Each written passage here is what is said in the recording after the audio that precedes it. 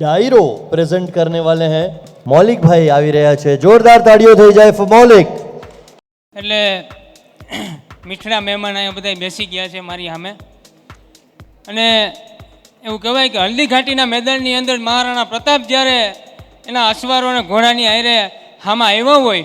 યુદ્ધના મેદાનની અંદર અને ત્યાં જેની એની દાઢી ચાંદીના પતરા જેવી ચમકતી હોય એવા તમારા ચહેરા ચમકતા હોય અને ત્યાં મને જ્યારે સાહિત્યની વાત કરવાનું મન થાય, હા ગોહિલ, અને ત્યારે મને સાહિત્યનું કહેવાનું થોડુંક મન થાય અને સાહિત્યની અંદર જો કૃષ્ણ ના હોય એવું તો બને નહીં હે। અને એવું કહેવાય કે આપણે આની પહેલા એકવાર વાત કરી હતી કે ગોકુળથી જઈએ મથુરા કૃષ્ણ કનૈયો જાય અને એ કૃષ્ણ કનૈયો મથુરાની અંદર ગોકુળને યાદ કરે છે, ગોકુળવાસીઓ કનૈયાને યાદ કરે છે। હવે કનૈયો પાછો ફરતો નથી હો ગોકુળની અંદર મથુરાથી, પણ જ્યારે એના બાળ સખાઓ એને યાદ કરે છે ને એટલે આપણે કેવું કે ભાઈબંધ મિત્રો હોય ત્યારે એવું કહેતા હોય કે ભાઈ તું તો મોટી મોટી કરતો હતો, આમ કહેવાનું કરતો હતો, તેમ કરવાનું કરતો હતો, તો હવે કેમ કર્યું નહીં? હવે શબ્દો સાંભળજો કે જ્યારે એના બાળ સખાઓ હોય એને બોલાવવાનું કરતા હોય, એને ઠપકો આપતા હોય, મીઠો ઠપકો આપતા હોય, તો એ શું કહે છે કે કાયમ મને તું કહેતો કનૈયા આ ગોકુળિયું મારું ગામ, ગોકુળની ગલિયું નંદ આહિરનું ફળિયું, ગોકુળની ગલિયું નંદ આહિરનું ફળિયું,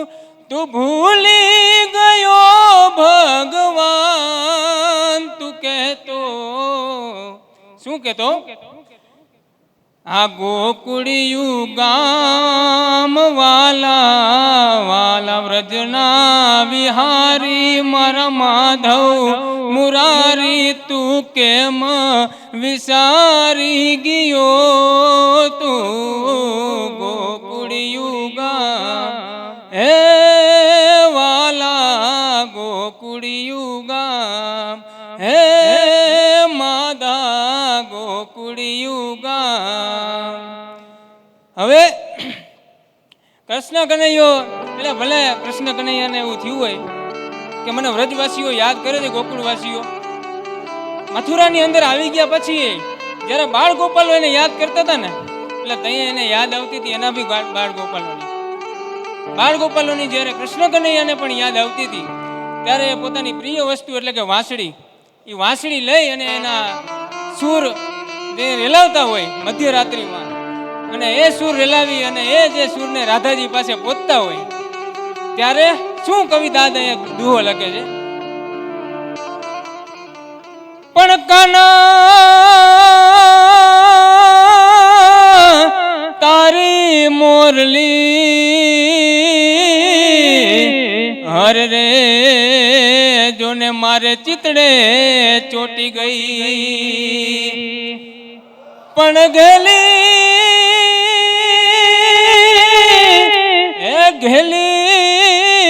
એ થઈ ગોકુળની ગોપીઓ, અરે રે જોને મારી નિંદ્રા વેરણ થઈ। હવે એક બાજુ કૃષ્ણ કનૈયો મથુરાની અંદર, એક બાજુ ગોકુળવાસીઓ અને એનો પ્રેમ, અને એક બાજુ એવું કહેવાય કે દ્વારકાથી મથુરા, ગોકુળથી મથુરા, મથુરાથી જઈએ દ્વારકા, એટલે એક બાજુ રાધાજી, એક બાજુ રૂકમણીજી અને એક બાજુ કૃષ્ણ કનૈયો પોતે। અને એવું કહેવાય આપણી ભાષામાં એવું કહીએ તો લોંગ ડિસ્ટન્સ રિલેશનશીપ, આપણે એમ કહીએ ને લોંગ ડિસ્ટન્સ રિલેશનશીપ,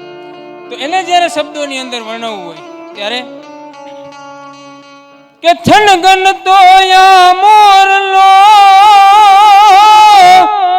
એની પરદેશી છે ઢે